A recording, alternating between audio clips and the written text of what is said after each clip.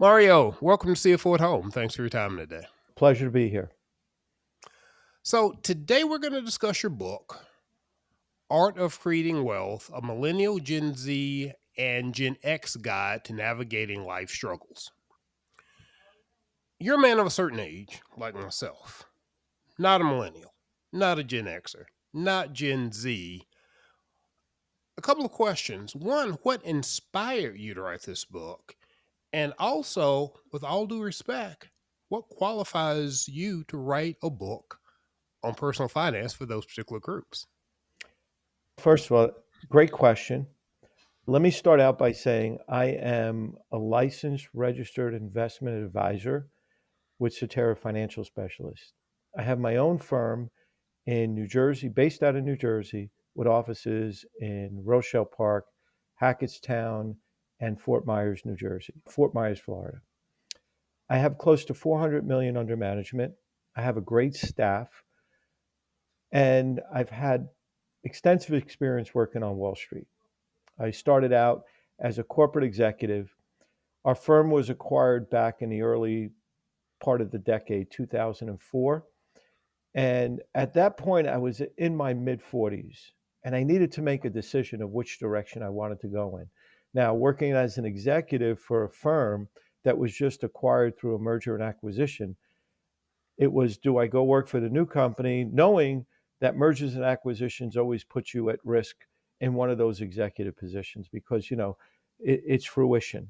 They keep some people, they let some people go. You talk about inspire.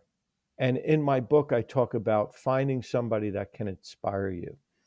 There was a good friend of mine, Dan and Brian O'Toole, who were the owners of AssetMark, a third party asset management program that I use in my practice.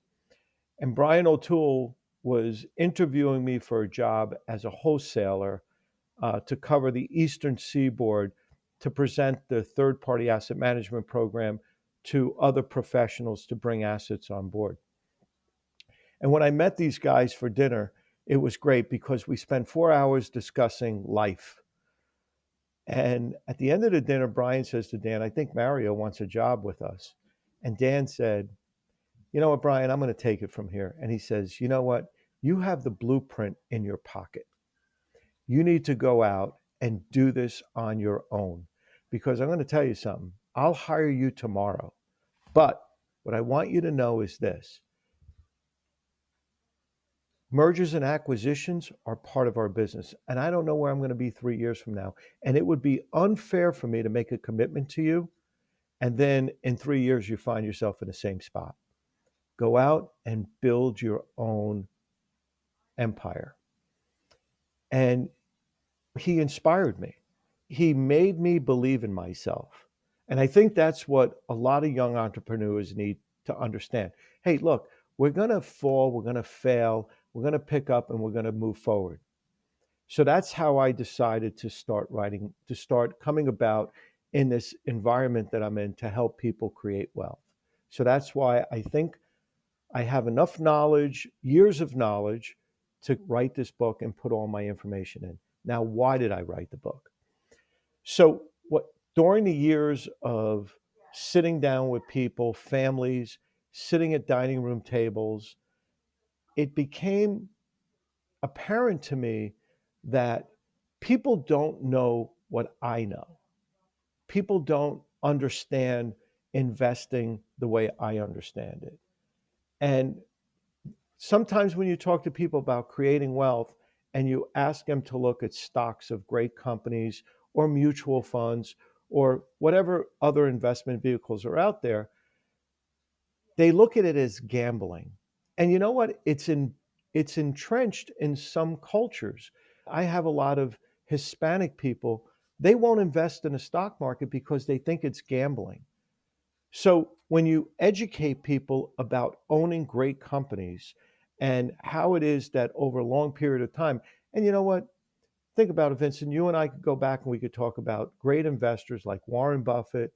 These guys, Warren Buffett started investing money when he was 15 years old. He's 90 now.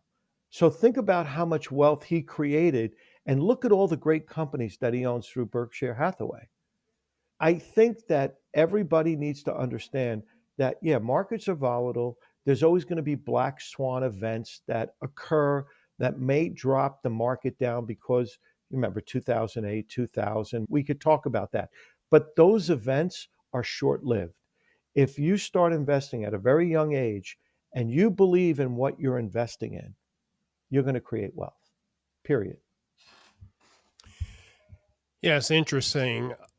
Among other things, when you brought up that certain communities have a background in investing and others don't, it made me reflect back on a conversation I had with a gentleman for this podcast maybe a week or two ago. Again, we were similar ages and we were just through natural conversation kind of exchanging how I got interested in investing stories. And again, that was the key difference between his story and mine was the fact that when I asked him the question, how did you get interested at such an early age? We both started investing like back in the 80s, 401ks, that kind of thing. And he gave a few reasons, but it was also my father was an investor, such and such and such. I then relate my personal story where my interest came from it was back in the days where my father, who was a construction worker, laid bricks for a living, but still, when he came home, he wanted to read the newspaper and watch at the time Walter Cronkite. So that's what the old man's doing. That's what I'm going to do. I'm going to sit there and watch, world events that I didn't understand. But there was always that break in that broadcast where they would say the Dow Jones Industrial today did it, and I would start asking these questions, and then I look in the newspaper. If you go to the very back of the newspaper, they had the performance for the stocks, and I just got interested in it for whatever freaky reason.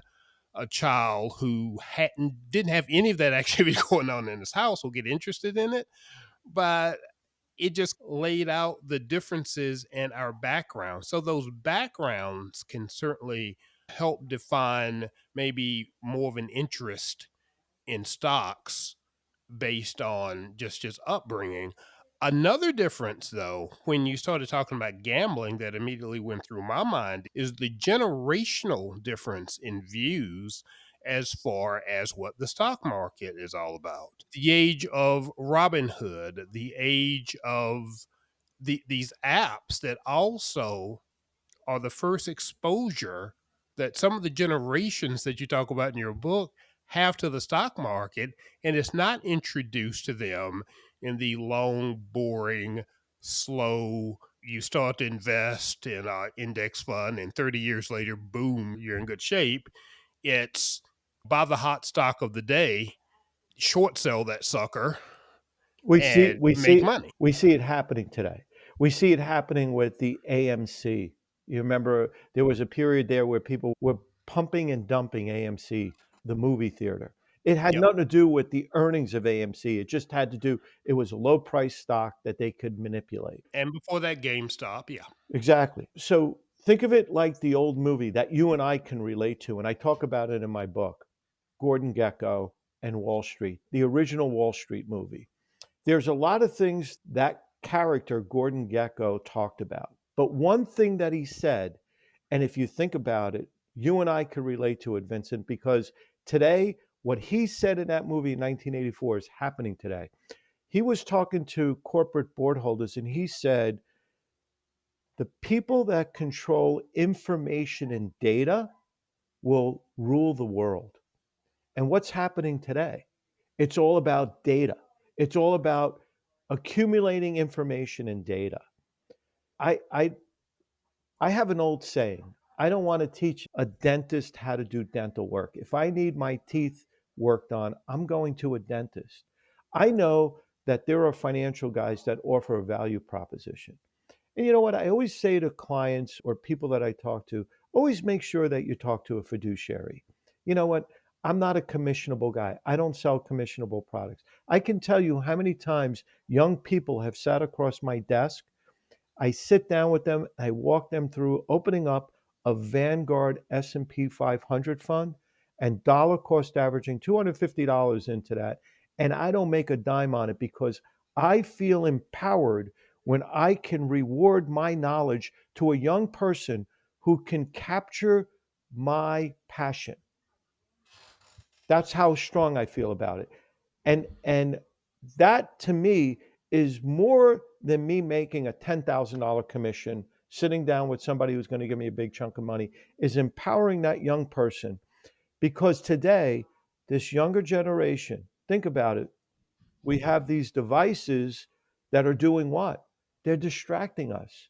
They're overloading us with so much information, so much distraction, that what it does is it overwhelms our psychic. When we were younger, you talked about you did it with your dad watching Walter. Think how simple life was back then.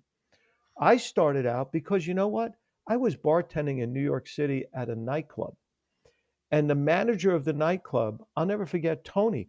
He would walk around with a Wall Street Journal. He was like 15, 20 years our senior. But you know what? He used to walk around with a Wall Street Journal. And at the end of the night, we'd be counting our tips and he'd be telling us, what are you guys going to do with all this money? You should be investing it. And I didn't know what he was talking about, but I was 25 years old.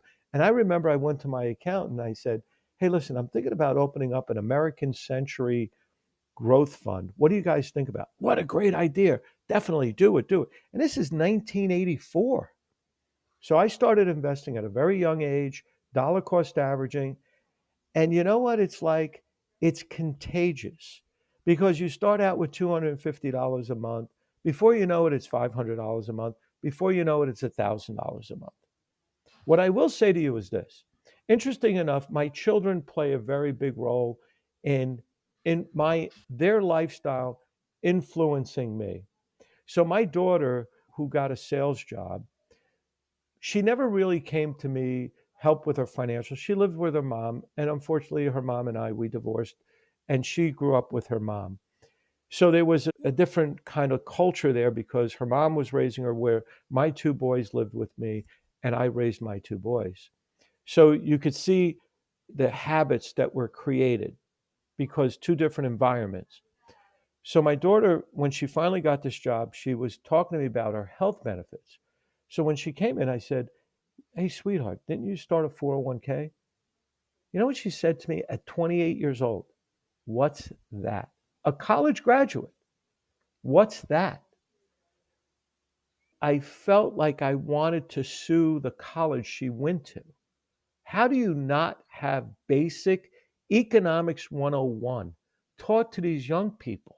It's almost like it's a different form of lack of empowerment, not having them understand the basics of money and the concepts.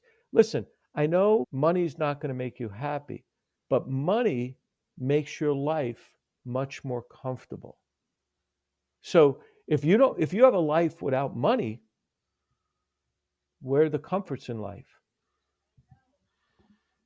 Yeah, money is not the ultimate thing in life. There are more important things in life than money, as they say. But the lack of money is the thing that'll drag you down. Study after study will show you that at some point, at a lower point than most people would think, your incremental happiness, true happiness, tops out at a certain income level. Correct. But if you are below a certain income level, that is miserable if you're literally at that can't make ends meet level. I want to go back to something that you mentioned a little earlier in terms of talking to that young person about that Vanguard index fund and investing in that and invest in dollar cost averaging into that. Particularly when you're talking with your younger clients, the age group that your book is pointed towards, how receptive are they to that versus maybe a little eye rolling and that's cute. I want to learn how to trade stocks. I want to make money. I don't want to make money over 30 years. I want to make money now. Do you get that pushback? And if so, how do you deal with that? How do you put everything in perspective? Life experiences. You know what? Life is a marathon, it's not a sprint. You have a better chance at getting injured if you sprint more so than if you run a marathon. Not saying that there's not risk in running a marathon, but it's easier to run a marathon than it is to run a sprint because what do you have to do in a sprint? You have to do it fast. So trading stocks is quick trading. You have to be quick at it. Listen, as I told you, I don't want to teach a carpenter how to build a house. That's not my role. If somebody comes to me and says to me, I want to learn how to trade stocks, hey, you know what, Vincent? I'm not their guy because I never traded stocks. I'm an investor. An investor finds a company. Let's talk about great companies that I've invested in over the years. Apple, Microsoft, Amazon, Broadcom. Need I say more? Google. All of these companies have had a direct impact on our lives. They're trillion-dollar companies today. Now, a young person could come to me and say to me, yeah, but if they're a trillion-dollar company today, what makes you think they're going to be bigger tomorrow? Well, that's because they control so much of the market space now that they can only continue to grow exponentially. It's funny, somebody said to me once, I'm selling my business, an older person, and I'm getting this chunk of money, but I don't want to pay taxes. And I looked at him and I said, if you made money, I've never complained about paying taxes. I complain about the way the government spends my money, but I don't complain about paying taxes. I think it's a good thing to pay taxes because you know what? It means that I'm successful and I make a lot of money. But what he wanted to do was interesting. And you know what? You're talking older people. He wanted to take this money, invest it, and get a loan against that money to pay his taxes. So he's going to have a credit line on his money. This is what I'm talking to you about knowledge. Why would anyone do that? Now, if I'm Jeff Bezos and I'm worth $4 billion, it's one thing taking a $200 million loan on $4 billion, but you don't take 40% of a loan on your asset and pay 8% interest. You would never do that. You know what I say to people all the time? More revenue or more money, the trap you will fall into is you will have more debt. Because think who's going to come. If I have $10 million, I am the number one client for a lender. They want to lend me money because I will borrow money, not spend my money, but I will start digging a hole in my house. Because think about it. I have all this money. Why would I want to dig a hole? Let my money work for me now and not borrow money against it. But a lender will come and say, hey, you don't have to touch your money. We're going to lend you money based on that money, and you could live on this. You know what? Again, it's about the noise, the distractions, and how marketing comes after you. My wife and I were looking to buy a car, and I went on to CarMax on my phone to look at cars. My phone blew up with advertisements on CarMax. That's how tied in they are to us. So, my number one thing that I would say to people, you have to be careful of all the distractions that are out there. They're meant to put you off of what you need to focus on, which is yourself. The only way you can empower yourself is to focus on yourself. Now, I always say to people that are down, that need that lift, they need to find somebody to inspire them. It could be a pastor, could be a coach. It's not necessarily a parent. It could be somebody that they find close to that they can talk to and they can express themselves to. And that person gives them that push or that hopefulness that they need in their lives. Finding somebody that inspires you is very important. That's what I try to do in my book. I try to inspire people that I don't know.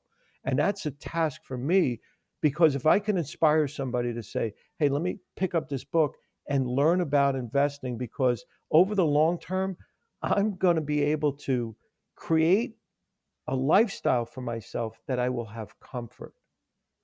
So you want to be that older, wiser voice to that generation that you're targeting that despite everything that's bombarding them, because the noise, you're 100% right Definite. about it. We can see the noise. You and I can see the noise for what it is. Even for us, it's tempting, but at least we have a reference point to realize that it's noise because we remember all the before times and the after times. And at some point, it hits us. This is a lot more noisy than it used to be, and this isn't right, and we can sift through it. We're dealing with generations who know nothing but noise, particularly the younger part of what you're targeting here. So, breaking through and being that sound voice of reason, it's what you want to do, it's what I want to do. What kind of success are you having with that? Is there a success story that you can share in terms of either someone of that generation that you have worked with, or maybe feedback that you've gotten from someone who's read your book? Okay. So it all comes down to my life experiences. In 2007, I was the president of the school board in a community of 30,000 people. It's called Paramus, New Jersey. I was the president of the Board of Education in Paramus. My son Adam had graduated high school. And I like to say that I'm an inspiration to both my boys because after I got divorced, I knew I became the nurturer and the disciplinarian in my family to my two boys. My older son was away at college. He was at St. Thomas University playing hockey and going to school for criminal justice. My younger son had graduated high school and he said to me, Dad, I don't want to work. I don't want to go to school. I want to work. Excuse me. And I said, okay, that's very formidable, but what's the plan? And he said to me, I think I'm going to go to work and make some money. I said, okay, but that's not a plan. That's what's going to happen, but what's the plan? He said, I don't know, Dad. What do you think the plan should be? I said, okay, so how much money do you think you'll make a week? And he goes, I should make anywhere from $500 to $600 a week. He said, so that's $2,400 a month. So I pay your car insurance, I pay for your cell phone, you live at home rent free. What expenses do you have? Really nothing. I said, so here's my goal for you. I want you to save at least $1,000 a month. Can you do that? Yes, I can. I said, okay, if you save $1,000 a month, that's $12,000 a year. At the end of the year, I will deposit $2,400 into your account. Fair enough? He says, great. That's awesome. I go, wait a minute. If you don't save $12,000 and you fail, you owe me $4,800. He, you just saw the blood drain from him. And I said, it's doable. And he's, you're right. I go, rule number two, there's a local community college in our town. Now, at the time, I was a runner, Vincent. I used to run 5K, 10K runs, half marathons, and I had to train every day. So I said to my son, Adam, I go, listen, school is about staying in the game. It's like whether you're a runner, if I stop running for 6 months, you think I'm going to be able to go out and run a 10K run, which is about 6 miles, and complete the run? So I want you to go to this community college and I just want you to get your electives done. There's no rush, there's no timetable. Just enroll into school and take your electives and stay in the game. Okay, I'll do that. 3 years went by. Now, he's never had to give me a dime. He's always met that goal or exceeded it because I put him in that Vanguard fund that I told you about. He graduates college with a 3 year degree, which was called an associate's degree in business administration. He says to me, Dad, I think I want to be an accountant. So I took him to one of my partnering firms, which was a CPA firm in which, my associate, Tom Burke, was a CPA. And I knew Tom was looking for someone. So I said, Tom, I want you to coach my son into the accounting world. Tom took it to the next level. He met with my son. He came into my office and he said, I think I want to hire your son. And I go, whoa. I go, I just wanted you to coach him. So I said, Tom, this could be a really good thing or it could really be a bad thing. And he says, what do you mean? I said, I don't want you to disable my son because he's my son and we're associates. I want you to treat him like an employee because if you treat him like my son, you're going to disable him in the world. No, I get that. Here's what I'm going to do. This is what I told him. I said to him, Adam, you're going to work for me and I'm going to teach you accounting. But you only have 95 credits. You need another 75 credits to get your accounting degree. So, what I'm going to do is this: you're going to go work for me during the week, and then I want you to enroll in a 4 year college and get your accounting degree, and I will pay your tuition as part of your salary. So, he enrolled in a school called William Patterson University, which is in Wayne, New Jersey, 4 year college, and he worked 4 years for Tom while going to school. He graduated, got his accounting degree, no student loans, passes his CPA exam on the first try. He's now the managing partner of that firm, and Tom Burke is retired in Sarasota, Florida.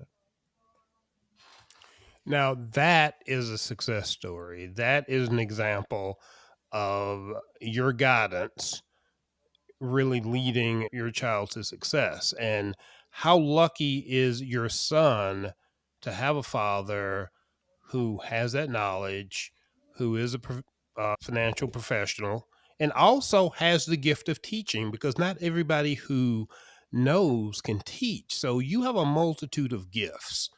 So, for that parent who may be listening to this conversation today, nearly all parents want their kids to do better than they have done in this life. It's a natural inclination. So, for that person who is listening, who maybe has not had the greatest success financially, maybe they didn't have opportunities, they weren't taught things, and for whatever, things haven't quite turned out for them the way that they wanted it to, but they want things to turn out for their son as well as things have turned out for your son. The guidance that person can give their son in that case, would you advise them more to maybe educate themselves? Maybe they pick up your book, they educate themselves a little bit and pass that on? Or is it more, hey, maybe I need to get my house in order, take my kid through Okay. that journey, and we learn together? How does that person pass along wisdom that they haven't quite experienced from this for themselves, or success that they haven't experienced for themselves? The first thing the parent has to do is remove themselves from the distractions themselves that they face. Think about our world today, Vincent. We're polarized and people are consumed. We have 24-hour news networks, 24-hour. This is great platform. Average day guys like you and I talking about this stuff, communicating. And we need to reach the masses. And I'm not talking about the Hannitys of the world or the Scarborough. Those are the noise creators. Those are the guys that want to create the division and want to create the noise. We don't want that. What we want to do is you and I, through what you're doing by having me here, we want to empower people. So, what I would say to that parent is this: the first thing you have to understand is your children require your love. But love comes in two forms. The first form is the nurturing form, the second form is discipline. You have to be able to give your children hard love. So let me give you an example. My older son was a hockey player in college. At 21 years old, he received a letter from the Avalanche to go play junior hockey. He came home and he was so excited, he wanted to quit school and go play hockey. And I said to him, son, you're a great New Jersey hockey player, but I got to tell you something. I've watched you grown from the age of 5 to the age of 21. I said, but you know what? Realistically, I don't think you can compete with the 16 and 17-year-old kids that are going into junior hockey from Canada, from North Dakota. These kids grew up on ice, and that's all they know. He was upset with me because I was not allowing him to live his dream. Now, it's not to say that I didn't think my son was a he was a great New Jersey hockey player, but he was no junior hockey player, not at 21 years old. Normally these kids get drafted when they're 16, 17 years old into juniors. I said, I think what you should do is go get that education and get that piece of parchment paper. Because you know what? That's what's going to be more rewarding for you in your life. Now, he was angry at me, but you know what? That's the hard love. That's because any other parent would have been like, oh, yeah, let's go. We're going to the Avalanche. That's great. Because it's such a proud thing to be able to go boast about your kid going to getting drafted into juniors. But you and I both know we've seen movies. You know, there was that one great movie, Moneyball, and it was about the baseball manager that they wanted to let the kid go play for the Mets right out of high school, and he didn't make it. So it's up to us to be rational, to realize, and you know what? I can't teach that. That's just having that ability. Now, I'll tell you something about my older son. When he got out of college, he was a really tough time. It was during that financial crisis. So a lot of towns and a lot of municipalities weren't hiring police because of what happened with the financial crisis, if you remember. Everything was put on hold. He was working for Old Navy Gap as a loss prevention. He was in law enforcement, but he was working loss prevention. On the weekends, he would go down to Jersey Shore and he would go hang out with his friends down to Jersey Shore. This went on for a few months. Then afterwards, he came home one day and I said to him, hey, listen, I go, what's the plan here? I go, are you just going to work loss prevention and do what? Go and party with your friends down the Jersey Shore? I go, that's not really a life. So he's looked at me and he says to me, Dad, I'm trying everything I can. I go, you're not trying hard enough because you know what? The most valuable thing that you have in your life right now is time. And time is a commodity that you get for free. And I don't want you to waste it. I'm not saying not to go have fun with your friends, but you're only working 40 hours a week. What are you doing the other 268 hours? How much of that is spent partying? I said, why don't you get a part time job and start meeting people that you could network with and possibly open up opportunities for you? He said, you know what? I'm going to start parking cars for a friend of mine in September. I said, great. Start now. Don't wait till September. He started parking cars. So one night there's an event at a country club. This is after multiple interviews and applications with city, state, municipalities to try to find a job as a law enforcement officer. So he's parking cars for a Democratic event at the one of these halls in North Jersey. He runs into his former guidance counselor that happens to be an assemblywoman. His assembly, the guidance counselor said to him, Justin, how are you? And he said, oh, I'm doing great. I got my police officer certification. I went through alternate route, but I'm having difficult. Give me a call on Monday. Here's my card. 2 weeks later, he gets an assignment with New Jersey State Police in a transit department. Now, It, yeah, and here's what I love about both of those stories. I'm telling you, what I did was simple. I Yeah, said to my son, you have to network with people that can present you opportunities.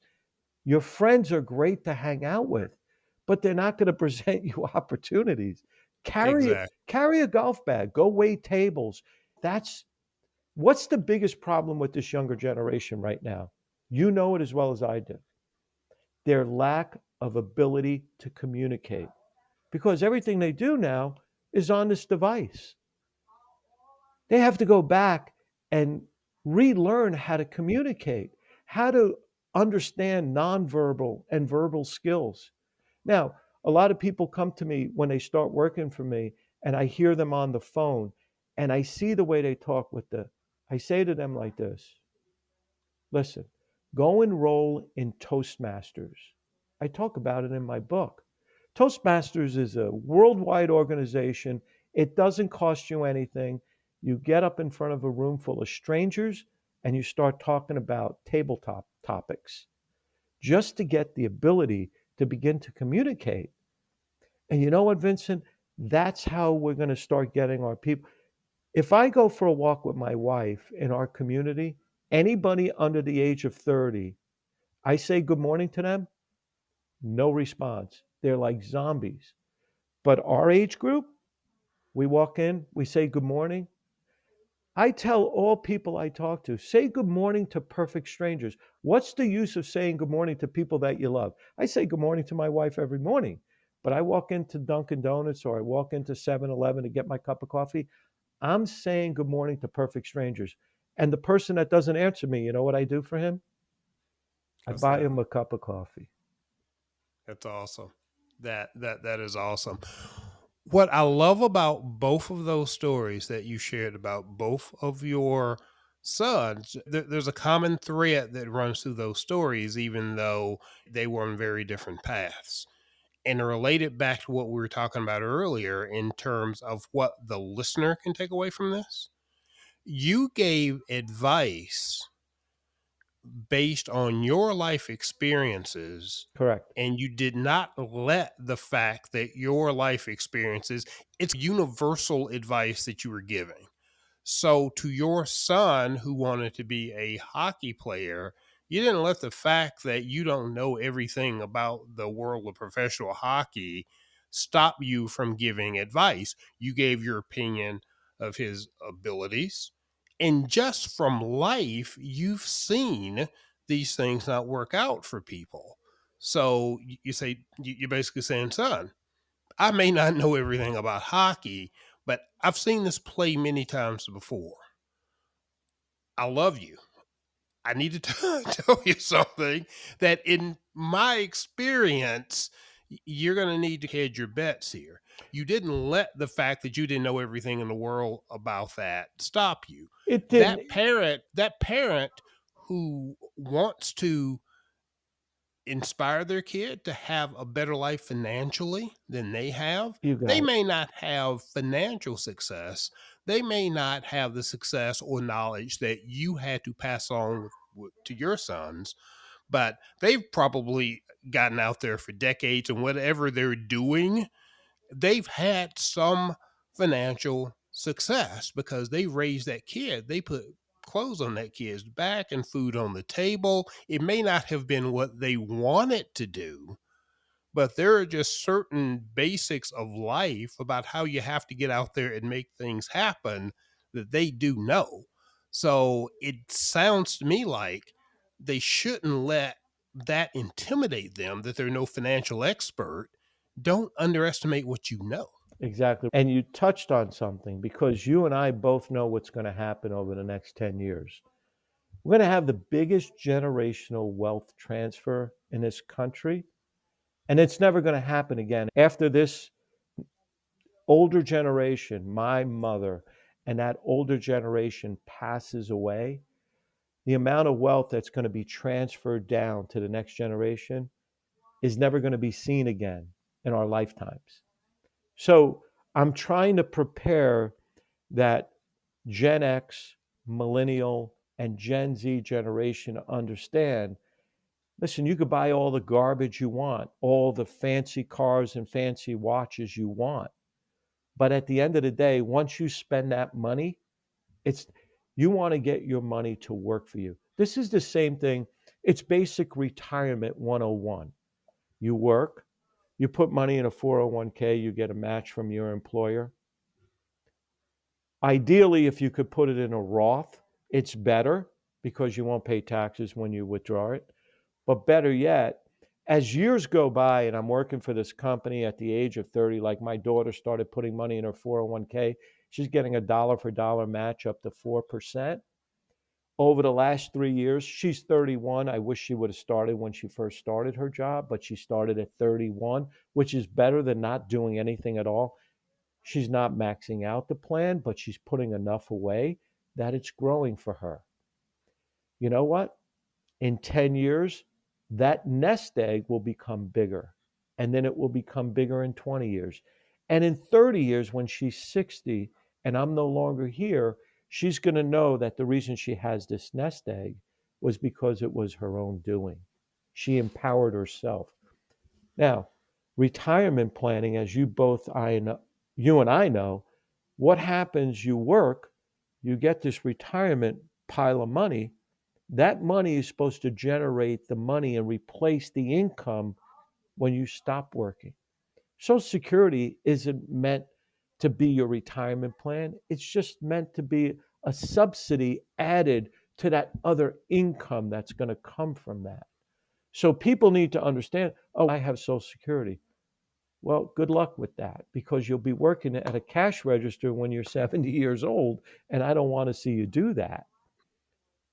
Understanding the basic concepts of just saving, time value concepts. That's what I talk about in my book. Understanding small amounts of money at an earlier time will grow much faster later on. Yeah, and I think there's value in understanding that history that you were talking about also. Not only was Social Security never meant to be that sole income, at best I think it was to try to keep people out of abject poverty, but not any type of lifestyle that you would aspire to. But at that time, it was really pensions that were supposed to take you to the next level. The risk transference that happened in the workplace during the 80s, 70s, 80s or so, where the risk and the responsibility of planning for your own retirement was transferred from the worker, excuse me, from the employer Employer to to the the worker. worker is huge. And we're just in the first generation of that. Your whole idea of this transfer of wealth, I think what that's getting at is that you and me and the people who came before us had pension wealth. You and I have been able to amass what we've amassed through 401ks and that type of thing. We're the ones who played that game. Between those two generations, there is massive wealth that will be passed down. There's an opportunity here to either start generational wealth or perhaps you miss the whole train. I hope that's not where we're headed, where we have two stratas of people in the society. And it's either people who are managing Well, generational wealth well, and people who, that defines the have and have nots. But I think maybe I'm reading that into what you're saying that exactly. maybe you No, think that's no, where it's no. headed. You hit it right on the head. So it's funny because I do believe that if I said I wrote something very interesting today on social media. I wrote the government has $37 trillion in debt. We all know what the debt's comprised of, and how they say Social Security and Medicare and Medicaid is going to become insolvent. No, it won't, because the revenue of the United States grows every single year. There hasn't been a year that the revenue hasn't expanded. Some years it expands more, some years it expands less. But every year, the revenue that comes into the United States grows. What else grows? The debt. Okay? The debt always grows. So, my point is if they take away Social Security and Medicare and Medicaid, what do you think Washington's going to do? They're going to find somewhere else where they could spend that money, because that's what they do in Washington very well, is spend money. So my point is, don't rely on it. Empower yourself to drive your own force to create your own wealth. In my book, I break it down in three ways. The first way is I talk about myself, my life experiences, and people that have inspired me in my life and why I am where I am today. Okay. The second thing I talk about is simple, basic money matters: the dollar, credit, how to build wealth, investing, different types of accounts, retirement accounts, 401k, no load funds. Do your research. I can help you do that research just by reading my book. And then finally, the back chapter, I talk about all the noise that's being created to distract us. The noise isn't being created because it's trying to empower us. Because if you think about all the noise, it's all fear mongering and gaslighting. It has nothing to do with empowering, because if it was, it'd be a positive message. But all that noise is more fear mongering and gaslighting. And I think if we turn that volume down on that noise and we focus on basic, simple steps, they're not complicated. Listen, at 24 years old, I wasn't a rocket scientist. All I knew was to take $250 and put it into a mutual fund, which, by the way, you and I, we could have put a Wall Street Journal up 100 yards away, pulled an arrow, shot at it, landed on a company, invested in that company, and where would we be today, 25, 30 years later? I'm going to let you answer that. You know where we'd be. You remember what Forrest Gump said when in 1994?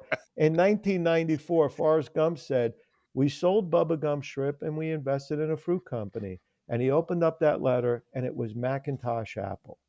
Can you imagine? That's the greatest stock tip of all time. And it's like they say, at the end of the day, in the long run, the biggest gap between people who've done well and haven't done well is not the specific things they invested in, it's whether or not they invested at all. Correct. That's it. Mario, I really want to thank you for your time. I pride myself in saying I have great guests. I never know exactly where the conversation is going to go. I definitely have let this one just run where it wanted to, and I couldn't be happier. You have just such a rich background and a unique perspective. I love all of it. And the good news is, even though we've only had a brief time to capture it, all of it is in the art of wealth creation, the Millennial, Gen X, Gen Z guide to navigating life struggles, available wherever fine books are sold. We will put the links to your website, which you can also get directly access to the book on your website. We will put a link to that. We'll also put a link to your advisory for anyone who might be interested in talking with you from that end. That is BGS Capital Manage.com is the website location. LinkedIn, I think, is your preferred social media. Any Right. other ways of No, reaching you that that's we it. need to know about? I don't like Facebook. It's a lot of noise on there.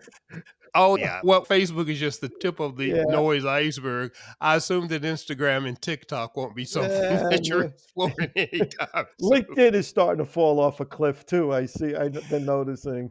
I've noticed. It's gotten a little noisy and a little distracted Yeah, itself, it but was a great platform at one time for business leaders and business people to share ideas, but I see it's starting to get a little bit irrational and unhinged. And listen, I just hope all the noise quiets down. We live in one of the greatest countries in the world. Capitalism is not a bad word. Crony capitalism is. I talk about it in my book. And if we focus on how great the companies that have been built in this country that have brought us to where we are today, it's fascinating what people can realize about the fruits of our country and how great it is to have neighbors like you and myself, and we're able to share ideas on a regular basis. I think it's wonderful. absolutely. And again, for any people of the generations that your book is targeted towards, I believe that even that generation intuitively feels that there's something not right about all the noise, that there's got to be something else. I think they're seeking it out in all aspects of their lives. Consider that in your financial life too, Correct. because I believe in people's ability to ultimately see through this. Again, the noise, particularly on the financial side, is just so persistent. The end of the world or the next stock market crash, I'm convinced that you can find someone calling that shot 365 days a year. Staying disciplined and staying focused is the key, which I'm really glad that you've emphasized during our conversation. I'll leave you with this. A broken clock is right 2 times a day. I couldn't have put it better myself, even for those too young to really remember the type of clocks we're talking about. Mario, I could have possibly enjoyed this conversation more. You were Thanks for great, your man. time. Thanks for having me on. It's been a pleasure. Love talking to you.